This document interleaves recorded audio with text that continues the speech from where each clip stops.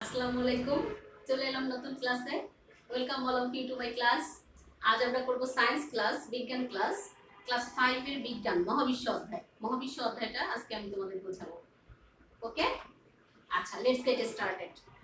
মহাবিশ্ব, আসলে মহাবিশ্ব বলতে আমরা কি বুঝি সেটা আমরা এখন বলবো। হ্যাঁ, আমাদের কিন্তু যখন আমরা বিজ্ঞান পড়বো বা যখন আমরা অঙ্ক করবো তখন কিন্তু একেবারেই আমরা মুখস্থ চিন্তাটা ফার্স্টে আনবো না।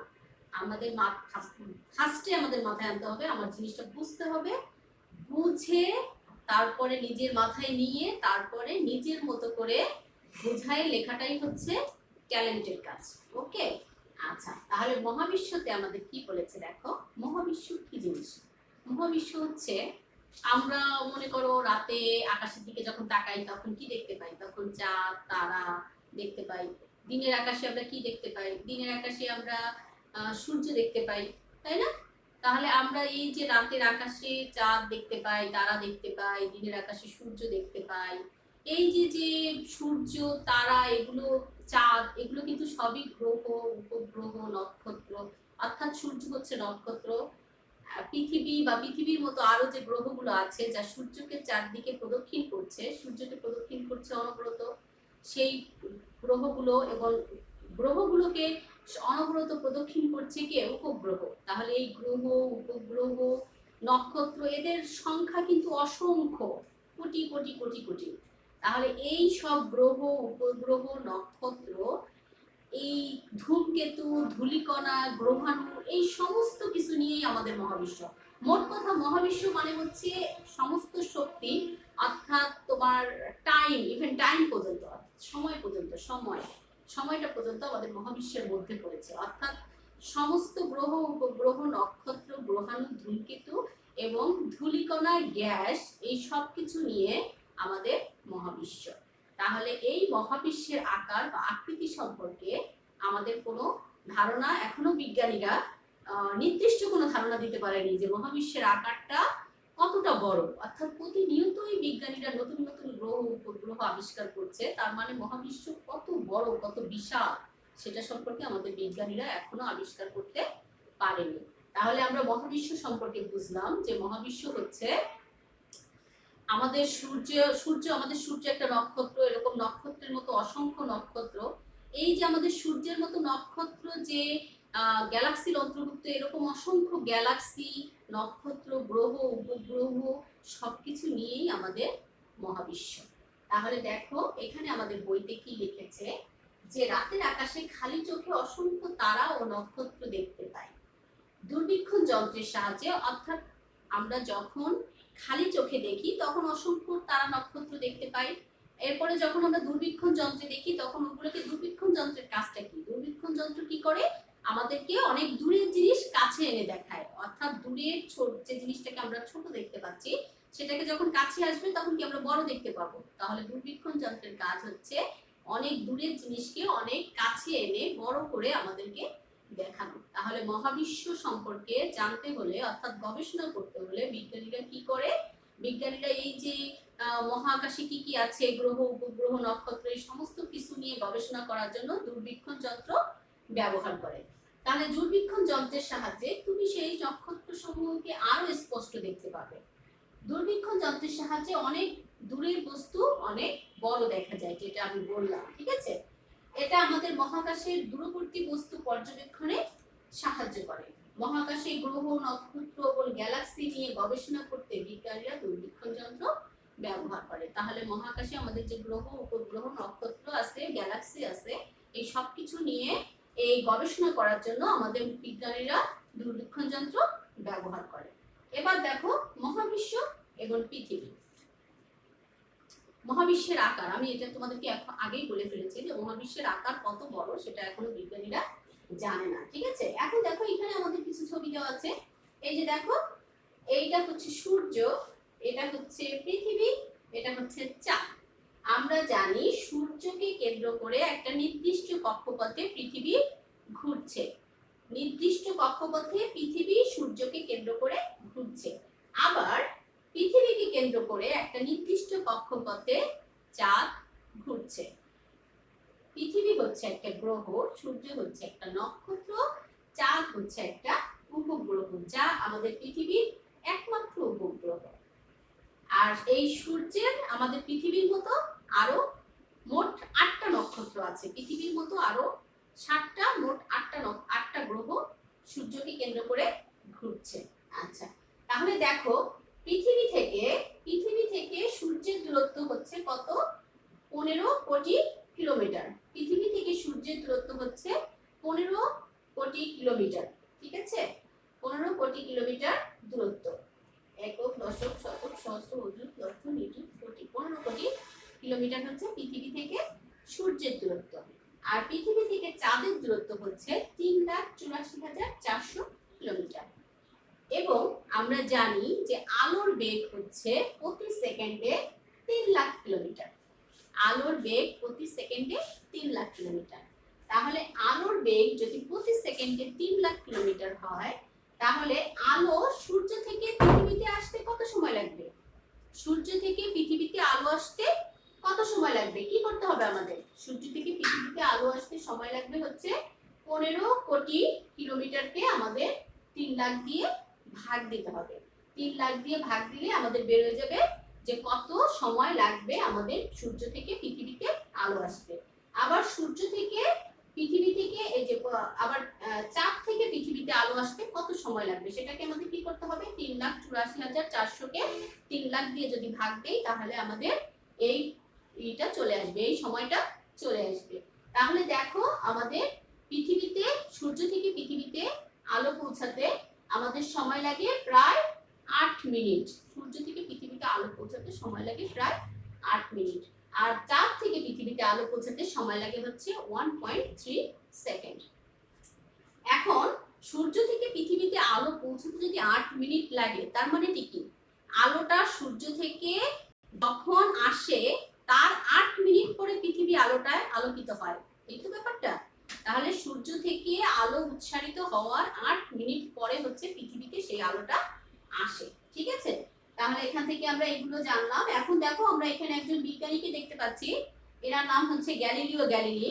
উনি একজন বিজ্ঞানী। উনি কি? একজন জ্যোতির্বিজ্ঞানী। গ্যালিলিও গ্যালিলি হচ্ছে একজন জ্যোতির্বিজ্ঞানী। অর্থাৎ জ্যোতির্বিজ্ঞানী কাকে বলে? জ্যোতির্বিজ্ঞান কাকে বলে? ঠিক আছে, জ্যোতির্বিজ্ঞান হচ্ছে যারা মহাবিশ্ব নিয়ে গবেষণা করে, অর্থাৎ গ্রহ, উপগ্রহ, নক্ষত্র নিয়ে যারা গবেষণা করে, তাদেরকে বলা হয় জ্যোতির্বিজ্ঞানী। আর এই যে এই নক্ষত্র, গ্রহ, নক্ষত্র অর্থাৎ মহাবিশ্ব সম্পর্কিত জ্ঞানকেই বলা হয় হচ্ছে জ্যোতির্বিজ্ঞান। তাহলে গ্যালিলিও গ্যালিলি একজন জ্যোতির্বিজ্ঞানী। তিনি কি করেছেন দেখো, আমাদের এখানে কি বলেছে? যদি আমরা আলোর গতিতে চলতে পারতাম, তবে মিল্কি গ্যালাক্সির এক প্রান্ত থেকে অন্য প্রান্তে যেতে আমাদের 1,30,000 বছর সময় লাগতো। আমাদেরকে বলেছে যে যদি আলোর গতিতে আমরা যেতে পারতাম, তাহলে মিল্কি গ্যালাক্সিটা কি? মিল্কি গ্যালাক্সিটা হচ্ছে আমাদের সৌরজগৎ, অর্থাৎ আমাদের সূর্য। আমাদের সূর্য তো একটা নক্ষত্র, সূর্যকে নিয়ে আমাদের গ্রহগুলো, উপগ্রহগুলোকে নিয়ে আমাদের একটা সৌরজগৎ তৈরি হয়।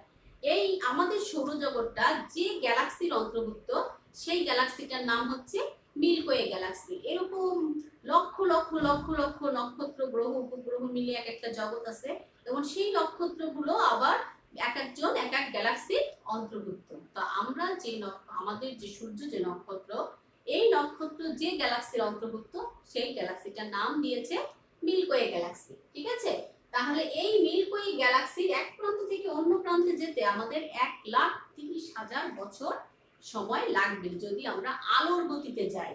তাহলে আলোর গতি হচ্ছে সেকেন্ডে 3 লাখ কিলোমিটার। তাহলে বোঝো ব্যাপারটা। এখন কি বলেছে? মহাকাশের গ্যালাক্সি সমূহের মধ্যে মিল্কি একটি গ্যালাক্সি। স্যার এডিংটনের মতে প্রতি গ্যালাক্সিতে গড়ে 10 সহস্র কোটি নক্ষত্র রয়েছে। তাহলে বিজ্ঞানী স্যার এডিংটন, তিনি একজন জ্যোতির্বিজ্ঞানী, তিনি বলেছেন যে প্রতি গ্যালাক্সিতে গড়ে 10 সহস্র কোটি নক্ষত্র রয়েছে। তার মানে আমাদের এই মিল্কি গ্যালাক্সিতে আমাদের সূর্যের মতো এরকম 10 সহস্র কোটি নক্ষত্র আছে। এখন কি বলেছে দেখো, মহাবিশ্ব এখনো প্রসারিত হচ্ছে। আমরা জানি, বলেছি যে মহাবিশ্ব এখনো প্রসারিত হচ্ছে। মহাবিশ্বের প্রকৃত আকার সম্পর্কে কেউ এখনো নিশ্চিত করতে পারেনি।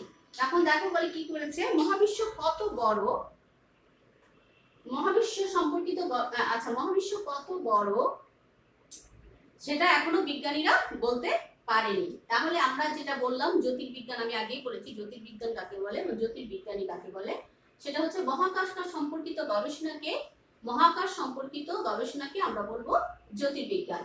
আর মহাকাশ সম্পর্কিত গবেষণা যে বিজ্ঞানীরা করে তাদেরকে আমরা বলবো জ্যোতির্বিজ্ঞানী। যেমন আমরা এখানে দুজন জ্যোতির্বিজ্ঞানীর নাম পেলাম, একজন হচ্ছে গ্যালিলিও গ্যালিলি আর একজন হচ্ছে স্যার এডিংটন। ওকে, বিজ্ঞানীরা মহাবিশ্ব সম্পর্কে জানার জন্য বিভিন্ন ধরনের প্রযুক্তি যেমন দূরবীক্ষণ যন্ত্র ব্যবহার করছেন। তাহলে বিজ্ঞানীরা মহাবিশ্ব সম্পর্কে জানার জন্য দূরবীক্ষণ যন্ত্র ব্যবহার করে থাকে। আমরা জেনেছি দূরবীক্ষণ যন্ত্র কি করে, দূরের জিনিস কাছে এনে দেখায়। গ্যালিলিও গ্যালিলি উন্নত দূরবীক্ষণ যন্ত্র ব্যবহার করে প্রমাণ করেছেন যে সৌরজগতের গ্রহগুলো সূর্যকে কেন্দ্র করে ঘুরছে। গ্যালিলিও গ্যালিলি প্রথম আবিষ্কার করে যে সৌরজগতে যে গ্রহগুলো আছে সেই গ্রহগুলো সূর্যকে কেন্দ্র করে ঘুরছে। কিন্তু এর আগে কিন্তু বিজ্ঞানীদের ধারণা ছিল যে সূর্যই পৃথিবীকে কেন্দ্র করে ঘুরছে, কিন্তু বিজ্ঞানী গ্যালিলিও প্রথম আবিষ্কার করে যে পৃথিবী সূর্যকে কেন্দ্র করে ঘুরছে। তাহলে মহাকাশ পর্যবেক্ষণের জন্য বর্তমানে বিজ্ঞানীরা মহাকাশ গবেষণা কেন্দ্র স্থাপন করেছেন এবং মহাকাশে দূরবীক্ষণ যন্ত্র ব্যবহার করছেন। মহাকাশ গবেষণা কেন্দ্র স্থাপন করা হয়েছে মহাকাশে, এবং সেই জন্য তার সাথে কি হচ্ছে, দূরবীক্ষণ যন্ত্র ব্যবহার করা হচ্ছে মহাকাশ সম্পর্কে গবেষণা করার জন্য। এখন দেখো আমরা এখান থেকে জানবো যে পৃথিবী কিভাবে ঘোরে, পৃথিবীর গতি।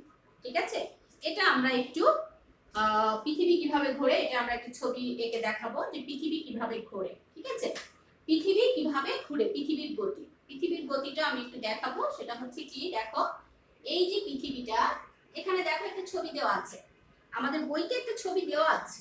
এই যে পৃথিবী কিভাবে ঘোরে, পৃথিবীর আবর্তন। এই যে দেখো পৃথিবী, এটা যদি পৃথিবী হয় তাহলে দেখো এইটা পৃথিবীর কেন্দ্র, অর্থাৎ পৃথিবী একটা গোলাকার বস্তু, এটা গোলাকার বস্তুর কেন্দ্র। পৃথিবী উত্তর থেকে দক্ষিণ বরাবর প্রদক্ষিণ করছে। এখন পৃথিবীটা কিন্তু কিভাবে ঘুরছে, পৃথিবীটা নিজ অক্ষের উপরে, এখানে মনে করো ওর একটা অক্ষ আছে, এই যে উত্তর দক্ষিণ। ঠিক আছে, এটা যদি উত্তর হয়, এটা যদি দক্ষিণ হয়, তাহলে পৃথিবীটা উত্তর থেকে দক্ষিণ বরাবর এইভাবে ঘুরছে, উত্তর থেকে দক্ষিণ বরাবর এইভাবে ঘুরছে। কিভাবে ঘুরছে, পৃথিবী উত্তর থেকে দক্ষিণ বরাবর ওর অক্ষরেখা বরাবর, অর্থাৎ ওর একটা অক্ষরেখা আছে। অক্ষরেখা কাকে বলে, কোন গোলাকার বস্তুর কেন্দ্রগামী, কেন্দ্রচ্ছেদ করে যাওয়া কোন সরলরেখাকে, কাল্পনিক সরলরেখাকে বলা হয় হচ্ছে অক্ষরেখা। কোন গোলাকার বস্তুর কেন্দ্রচ্ছেদ করে অতিক্রম করা কোন রেখাকে বলা হয়, কাল্পনিক রেখাকে বলা হয় অক্ষরেখা। তাহলে দেখো এই যে আমাদের অক্ষরেখাটা, এইখানে একটা অক্ষরেখা দিয়েছে, এটাকে বলবো অক্ষরেখা, অক্ষরেখা। তাহলে এই যে কেন্দ্র ছেদ করে যে সরলরেখাটা গিয়েছে এটা হচ্ছে পৃথিবীর অক্ষরেখা। এটা উত্তর দক্ষিণ বরাবর গিয়েছে এবং এই অক্ষরেখাটা একটু কিন্তু হেলে আছে, সরাসরি উত্তর দক্ষিণ বরাবর না, একটু উত্তর দক্ষিণ বরাবর একটু হেলে আছে। তাহলে এই যে পৃথিবী, পৃথিবীটা নিজ অক্ষের উপরে, এই যে উত্তর দক্ষিণ বরাবর এই যে অক্ষরেখা, এই অক্ষরেখার উপরে পৃথিবীটা ঘুরতে থাকে। আবার পৃথিবীটা এইভাবে তো ঘুরতেই থাকে, আবার পৃথিবীটা কি করে, সূর্য যদি এখানে সূর্য হয়, এটা যদি সূর্য হয়, তাহলে এই পৃথিবীটা আবার সূর্যের চারিদিকে এরকম একটা অক্ষে ঘুরতে থাকে। পৃথিবীটা সূর্যের চারিদিকে এরকম একটা পথে ঘুরতে থাকে। তাহলে এই পৃথিবীটা নিজ অক্ষ বরাবর উত্তর দক্ষিণ বরাবর ঘুরতে থাকে এবং এই পৃথিবীটা আবার এই নিজে তো ঘুরতেই থাকে, আবার পৃথিবীটা সূর্যের চারিদিকেও এরকম করে একটা নির্দিষ্ট কক্ষপথে ঘুরতে থাকে। তাহলে পৃথিবী সূর্যের চারিদিকে যে পথটা দিয়ে আবর্তন করে সেই পথটাকে বলা হয় হচ্ছে কক্ষপথ। আর এই যে কক্ষপথ, অর্থাৎ পৃথিবী সূর্যের চারিদিকে পুরো একবার ঘুরে আসতে, এই পৃথিবী সূর্যের চারিদিকে পুরো কক্ষপথে একবার পুরোটা ঘুরে আসতে সময় নেয় হচ্ছে 365 দিন 6 ঘন্টা। আর পৃথিবী নিজ অক্ষে একবার ঘুরে আসতে সময় নেয় হচ্ছে 23 ঘন্টা 56 মিনিট। ঠিক আছে, তাহলে পৃথিবী নিজ অক্ষে একবার ঘুরে আসতে যে 23 ঘন্টা 56 মিনিট সময় নেয়, এই যে পৃথিবীর নিজ অক্ষের একবার আবর্তনের যে গতি, এই গতিটাকে বলা হচ্ছে আহ্নিক গতি। পৃথিবী নিজ অক্ষের ওপর একবার ঘুরে আসার যে গতিটা এটা হচ্ছে আহ্নিক গতি, আর পৃথিবী সূর্যের চারিদিকে একবার আবর্তন করতে যে গতিটা, আবর্তনকে এই যে পৃথিবী সূর্যের চারিদিকে যে আবর্তনটা করবে এই আবর্তনের গতিটাকে বলা হয় হচ্ছে বার্ষিক গতি। এই গতিটাতে সময় লাগে হচ্ছে 365 দিন 6 ঘন্টা, যেটাকে আমরা 1 বছর বলি। আর এইটা সময় লাগে হচ্ছে এই নিজের অক্ষের উপর ঘুরে আসতে সময় লাগে হচ্ছে 23 ঘন্টা 56 মিনিট অর্থাৎ 24 ঘন্টা, যেটাকে আমরা দিন বলি।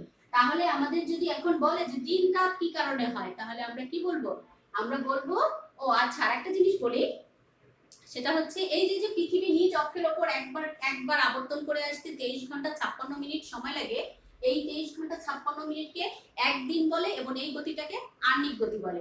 এই যে আহ্নিক গতি, এই আহ্নিক গতির কারণেই তাহলে দিন এবং রাত হয়। তাহলে যদি আমাদের প্রশ্ন আসে যে দিন রাত কিভাবে হয়, তাহলে আমরা বলবো পৃথিবীর আহ্নিক গতির কারণেই দিন রাত হয়, অর্থাৎ পৃথিবী নিজ অক্ষের উপরে উত্তর থেকে দক্ষিণ বরাবর একবার ঘুরে আসতে 23 ঘন্টা 56 মিনিট সময় লাগে। এই 23 ঘন্টা 56 মিনিট সময়কেই বলা হয় হচ্ছে এক দিন, ঠিক আছে? আর যদি বলে বার্ষিক গতি কাকে বলে, তখন আমরা বলবো যে পৃথিবী যে একটা নির্দিষ্ট কক্ষপথে সূর্যকে কেন্দ্র করে ঘুরছে, সেই সম্পূর্ণ কক্ষপথ একবার ঘুরে আসতে পৃথিবীর সময় লাগে 365 দিন 6 ঘন্টা।